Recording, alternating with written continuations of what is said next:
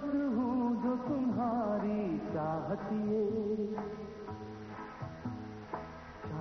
ये मैंने पाई है। माना हम तुम दूर अभी है, बिखरी बिखरी तन्हाई है। मेरी सांसों की ये गर्मी पलकों पे तुम महसूस करो। सोचो मैं हूँ पास तुम्हारे, दिल को ना मायूस करो।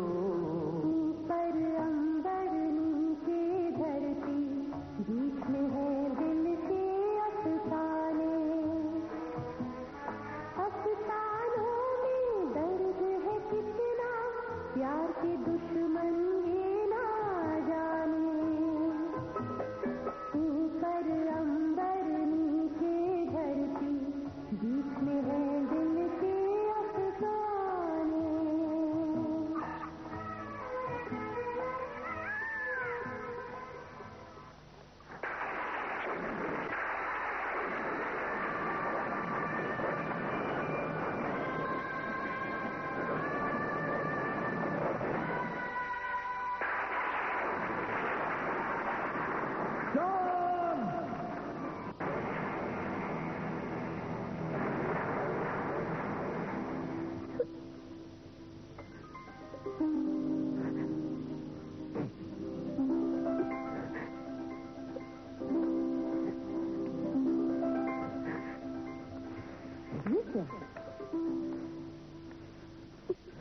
राजकुमारी,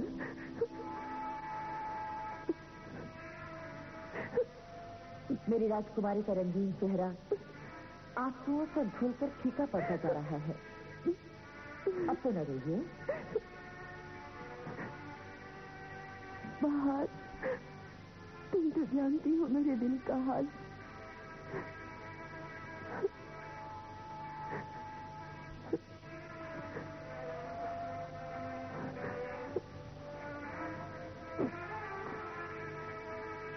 कुंवर से 1 बरस की जुदाई कैसे बर्दाश्त की है मैंने। राजकुमारी,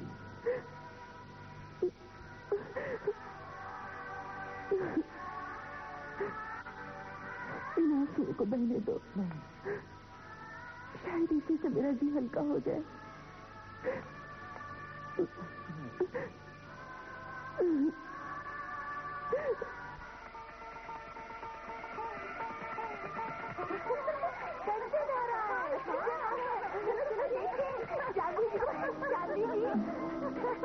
जानी जी कंचन आ रहा है। कंचन आ रहा है। चलिए ना। मुझे विश्वास था मुझे कि कंचन जरूर सरहद पार करने में कामयाब होगा और नौगढ़ से राजकुमार वीरेंद्र सिंह का पैगाम हमारी राजकुमारी के नाम लाएगा। वो देखो, वो आ गया। कंचन आ गया। देखो मेरा कंचन आ गया।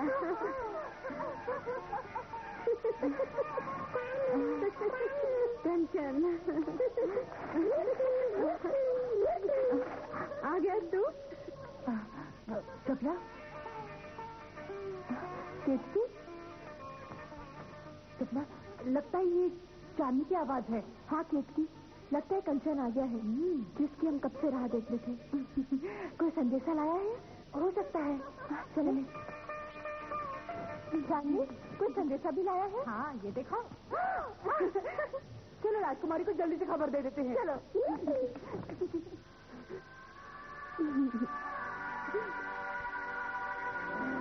राजकुमारी को राजकुमार का खत चाहिए। हाँ, और ये कंचन ही तो है जो ये पैगाम लाता है। राजकुमारी को थोड़ा सा चिढ़ते हैं। चलो, मैं ना कंचन को धीरे से भेजती हूँ। ठीक है।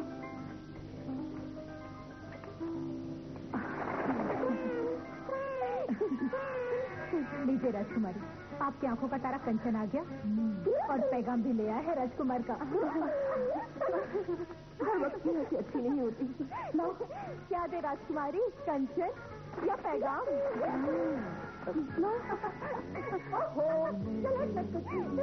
आए मल है व्याकुल मन चंचल, मुस्कुरा मुस्कुराता है काजल, लहराता है आंचल, राजकुमारी कर रही है, राजकुमारी कर रही है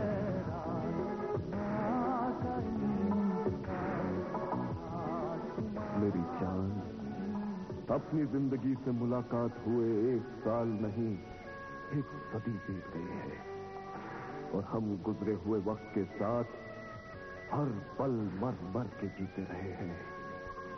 लेकिन अब ये बेजान जिस्म जिंदगी के दीदार के बिना नहीं रह सकता, नहीं रह सकता।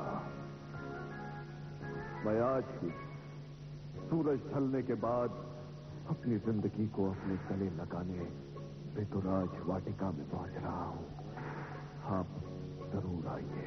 ओह कुंवर, मैं आऊंगी, मैं जरूर आऊंगी।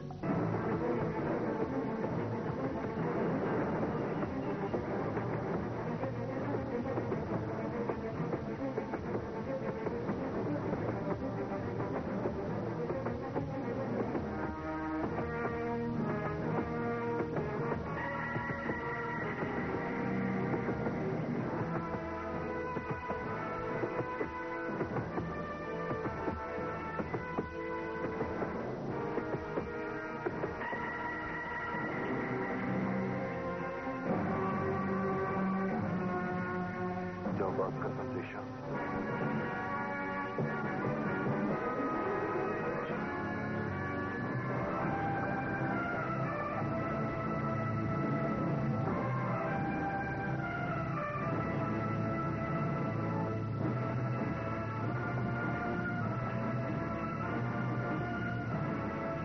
महाराज की जय हो।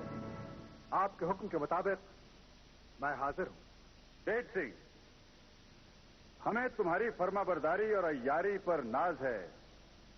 तुम नौगढ़ के रत्नों में से एक हो। ये आपकी जरा नवाजी है महाराज। हमें फख्र है कि जो भी काम तुम्हें सौंपा गया तुमने उसे बखूबी पूरा किया। धन्यवाद महाराज। लेकिन आज हम तुम्हें एक खास जिम्मेदारी सौंप रहे हैं। राजकुमार बिना बताए विजयगढ़ चले गए अकेले। हम चाहते हैं कि तुम उनके पीछे जाओ और हिफाजत से उन्हें वापस ले आओ। ये तो बहुत मामूली काम है महाराज, समझ लीजिए कि हो गया। लेकिन इसमें एक पेच है। कुछ भी हो, राजकुमार चंद्रकांता से न मिलने पाएंगे, ये याद रखना। लेकिन मेरे पहुंचने से पहले अगर... मुझे इस वक्त कोई अगर मगर नहीं चाहिए। मुझे इस वक्त सिर्फ तुम्हारी बेमिसाल तैयारी की जरूरत है। जो आज्ञा महाराज।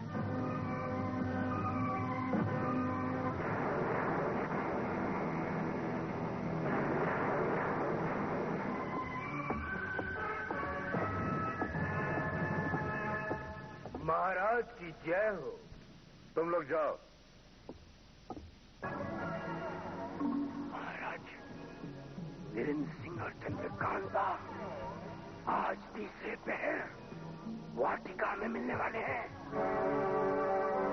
वीरेंद्र सिंह, उसकी ये मजाल कि वो हमारे राज्य में हमारी इजाजत के बगैर कदम रखे। वो जानता नहीं इस गुस्ताखी की उसे क्या सजा मिलेगी। सजाए मौत महाराज, सजाए मौत। इसके सिवा कोई सजा हो ही नहीं सकती। महाराज, ये मौका हाथ से मत जाने दीजिए। वीरेंद्र सिंह का सर कलम कर दीजिए। अब भी ऐसा ही होगा। वीरेंद्र सिंह का सर काटकर नौकर भेज दिया जाए ताकि सुरेंद्र सिंह को हमारी ताकत का अंदाजा लग जाए। मगर आप जो कर रहे हैं गलत कर रहे हैं। मैं ऐसा नहीं होने दूंगी। अगर आप रोक सकती हैं तो रोक कर दिखाइए। गोर सिंह।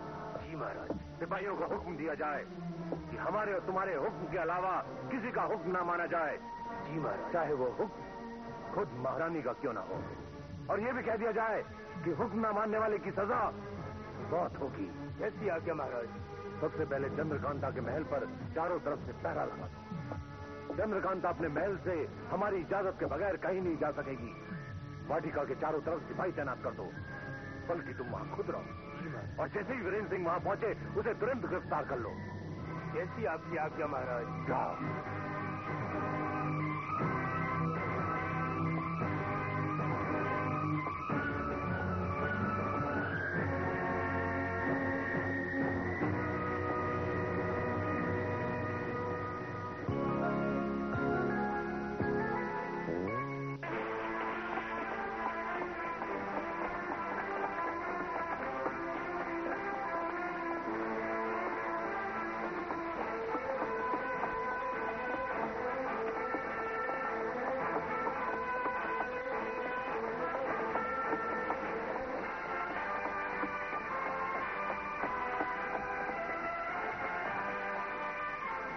राजकुमारी, जाने का वक्त हो गया है, हमें जाना चाहिए।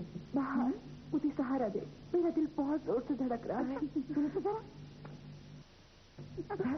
बहुत जोर से धड़क रहा है।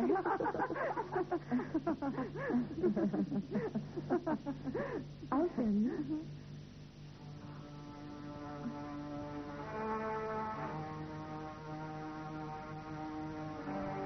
आखिर वो घड़ी आ ही गई जिसका मुझे इंतजार था। राजकुमारी, राजकुमारी, आपको ऋतुराज वाटिका जाने की इजाजत नहीं मिली है। ये महाराज का हुक्म है। मैं खुद अपने कानों से सुनकर आ रही हूँ। मैं ऋतुराज वाटिका जाऊंगी।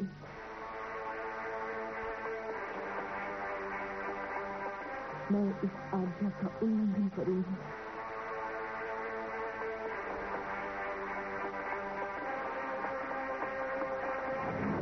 हो गई, तीसरा पहर भी बीत गया, मगर वीरेंद्र सिंह नहीं आया। लगता है हमारे सिपाहियों का घेरा देखकर डर गया। अब वो नहीं आएगा डरपोक। लेकिन एक बात गौर करने लायक है। वो क्या? कहीं वीरेंद्र सिंह को इस चाल का और इस चाल में छुपे जाल का पता चल गया तो? चंद्रकांता, कितनी आस और उम्मीद से आज के दिन का इंतजार था। लोगों ने वही सुना जो मैंने सुना। जी हाँ, सुना। वीरेंद्र सिंह की आवाज इस वक्त वाटिका में हमारे रहते। लगता है वो आन पहुंचा है। और चंद्रकांता, वो कैसे आ सकती है?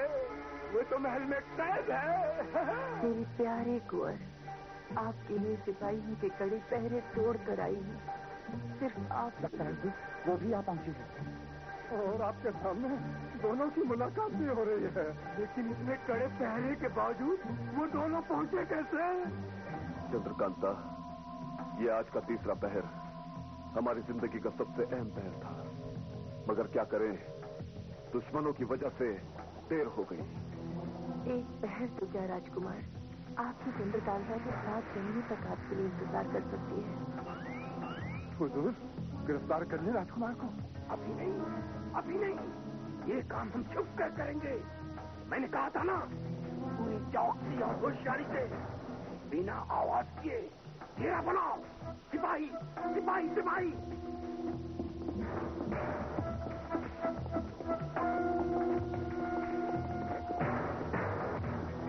भाइयों, लोमड़ी की तरह बनो। शाबाश। अब मेरे साथ साथ घुटने के बल चलो, आगे बढ़ो।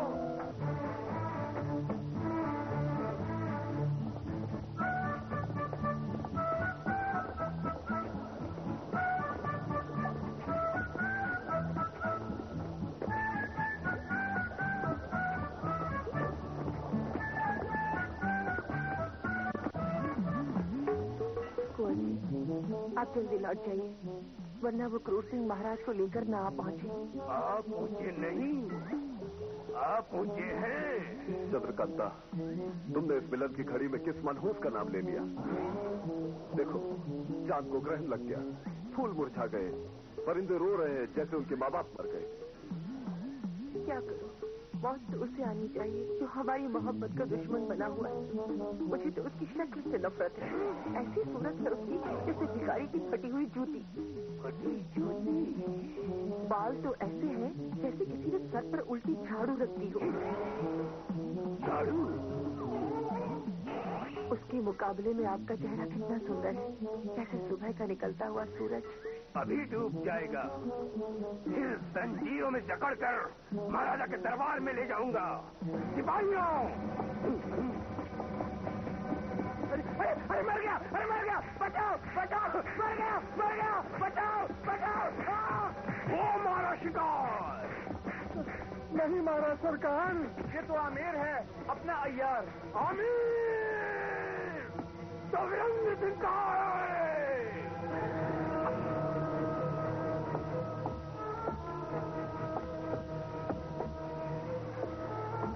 जाबाज के बताए हुए वाटिका में पहुंचने के गुप्त रास्ते में तो हम पहुंच गए हैं।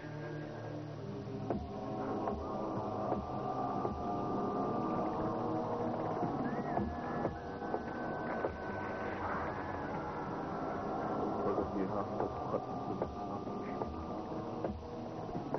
तीसरा पहर बीत चुका है।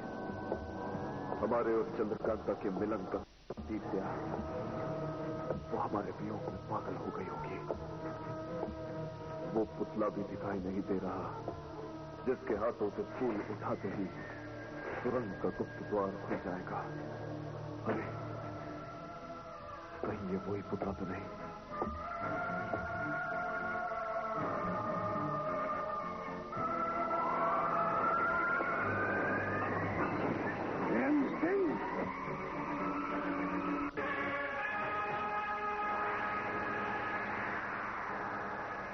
खुशामदी राजकुमार वीरेंद्र सिंह जी, विजयगढ़ का कैद खाना आपका इंतजार कर रहा है। सरकार, इतना घबरा क्यों गए आप? हुजूर, आइए आइए कुंवर वीरेंद्र सिंह जी, हम आपका ही इंतजार करें। ये तो बहुत अच्छा हुआ कि नौगढ़ की कैद से भागा हुआ मुजरिम खुद हमारे सामने आ पहुंचा। अब हम जाबाज को उसका बदला लेने का मौका नहीं देंगे, बल्कि अपने जख्मी दोस्त की तरफ से खुद तेरा सर कलम करके जाबाज तक पहुंचा देंगे। नहीं वीरेंद्र विक्रम सिंह, रुक जाइए। नहीं, कोई दलील काम ना आएगी इस वक्त। कोई खुशामद नहीं चलेगी। तुम भेड़ की खाल में भेड़िए हो। तुम पर किसी तरह का रहम करना नाइंसाफी होगी। सरकार, राजकुमार सामने खड़ा है, इसे गिरफ्तार कर लीजिए। सरकार आपकी घी क्यों बंद है? बकवास बंद करो। जाओ, जाके सिपाही को ले आओ। जाओ, जल्दी करो। राजकुमार वीरेंद्र विक्रम की जय हो।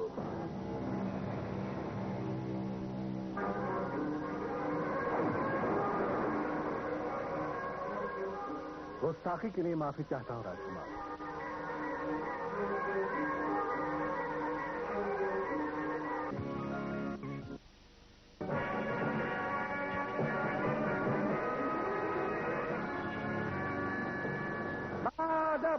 बामुलायजा, होशियार, नवगढ़ की महारानी कल्याणी देवी दरबार में पधार रही हैं।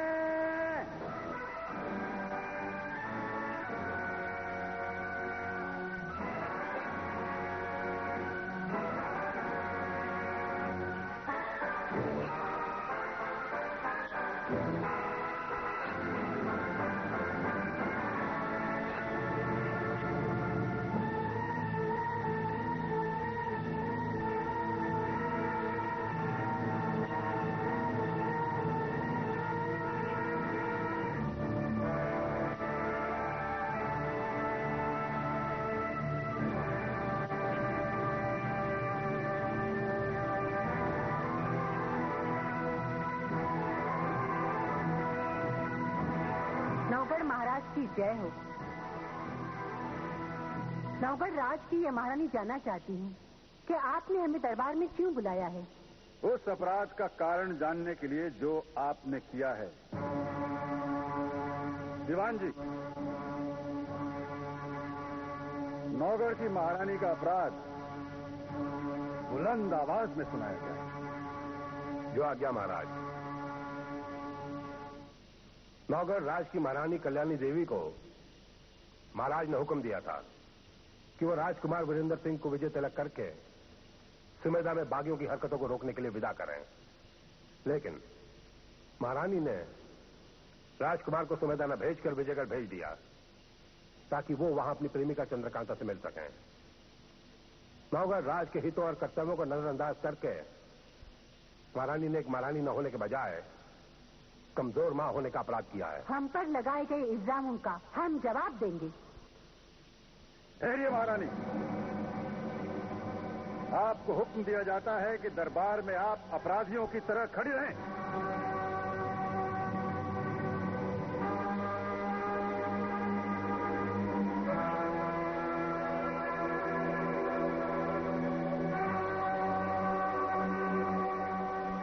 इंसाफ और कानून के नियम सबके लिए बराबर होते हैं। इस बात का एहसास हम महारानी को दिलाना चाहते हैं। आपसे पूछा जाता है कि जब हमने हुक्म दिया था कि राजकुमार को सुमेधा भेजा जाए, तो आपने हमारे हुक्म के खिलाफ उन्हें विजयगढ़ जाने की इजाजत कैसे दे दी? क्योंकि कुंवर ने चंद्रकांता को वचन दिया था कि वो उससे मिलने विजयगढ़ आएंगी। राजपूत के वचन की लाज रखना राजघराने का नियम है। और हमारे आदेश का पालन करना नियम नहीं है? वो भी है, लेकिन कुछ आदेश इंतजार कर सकते हैं। दूसरी दुनिया में उजाला देते हुए सूरज को आप आदेश देकर रात में अपनी दुनिया में नहीं बुला सकते। सूर्यवंशी राजपूत का वचन आपकी आदेश का गुलाम नहीं है। इसका मतलब है कि आपने कुंवर वीरेंद्र सिंह को बगावत करने पर आमादा कर दिया? नहीं, अपना वचन पूरा करने और चंद्रकांता से मिलने के बाद कुंवर आपका आदेश भी पूरा करेगा। विजयगढ़ से लौटते ही उन्हें सुमेधा भेज दिया जाएगा। लेकिन तब तक सुमेधा के बागियों के हौसले और नहीं बढ़ जाएंगे? जो समस्या आज काबू की जा सकती है, क्या वो कल बेकाबू नहीं हो जाएगी? और चंद्रकांता को दिए हुए वचन को पूरा न करने से राजकुमार का फल जुटाना पड़ जाएगा। काल, करार, वचन, वादे, इन सब की कीमत हमारे हुक्म से ज्यादा नहीं है। देश की समस्याओं को सुलझाना एक जरूरी जिम्मेदारी है, जबकि अपने दुश्मन की बेटी के आगोश में बैठकर प्यार की बातें करना जिम्मेदारी नहीं, अय्याशी है। अय्याशी नहीं, प्रेम, प्यार, मोहब्बत भी एक जिम्मेदारी है। चंद्रकांता के लिए कुंवर का प्यार ये साबित करता है कि विजयगढ़ और नौगढ़ के बीच लगी नफरत की आग का शिकार वो नहीं है। प्यार के पैगाम ही नफरत को मिटाते हैं। देश को प्यार करना ज्यादा जरूरी है, पर देशों की हिसाब किताब तो जंग और लड़ाइयों से तय किए जाते हैं। मासूम लोग उस खून खराबे की कीमत चुकाते हैं। जंग के खून से सींची हुई धरती जहर और नफरत की फसल पैदा करती है। प्यार से सींची हुई धरती छायादार दरख्तों और महकते हुए फूलों का जन्म देती है। ओ, समझा। इसीलिए आपने हमारे हुक्म से ज्यादा, अपने फर्ज से ज्यादा अपने जज्बात को अहमियत दी। फर्ज अंधा नहीं होता। जब फर्ज जज्बात से खला लेता है तो जज्बात के सामने खुद पीछे हट जाता है। फर्ज में बंधे लोग कठपुतली कहलाते हैं और समझदार भी जज्बात को ज्यादा जरूरी समझते हैं। दिल की आवाज को वो ईश्वर की आवाज समझते हैं। नौगढ़ की महारानी दिल की आवाज सुनकर माँ बन गई। अब ये माँ नौगढ़ के महाराज की गुनहगार है। आप जो भी सजा सुनाएंगे मुझे मंजूर होगा। इससे पहले कि हम सजा सुनाएं, नौगढ़ के राजकुमार की मां ये भी सुन ले कि अपने जज्बात में बहकर अनजाने में आपने अपने बेटे को वो सजा दे दी है जो आज तक शायद ही किसी मां ने अपने बेटे को दी। बिना सोचे समझे आपने कुंवर को विजयगढ़ भेजकर उसे मौत के मुंह में ढकेला। क्योंकि विजयगढ़ के लोग सब बेउसूल हैं, बेजमीर हैं, अपनी आस्तीनों में खंजर लिए घूमते हैं। मौका पाते ही वो कुंवर को नुकसान पहुंचा सकते हैं, क्योंकि वो सब धोखेबाज हैं और उनकी धोखेबाजी का सबूत है उदय सिंह की हत्या। क्या आपने इसके बारे में भी नहीं सोचा? मेरे कुंवर के सिर पर माँ का आशीर्वाद है, वही आशीर्वाद कवच बनकर उसकी रक्षा करेगा। आशीर्वादों और दुआओं के कमजोर कवच जिर्रा बख्तर नहीं बन सकते, वो किसी की हिफाजत नहीं कर सकते। आप भूल रही हैं कि कुंवर सिर्फ आप ही के नहीं, मेरे भी बेटे हैं। उनकी हिफाजत के लिए मुझे किसी काबिल मुहाफिज को मुकर्रर करना है। और रही सजा की बात,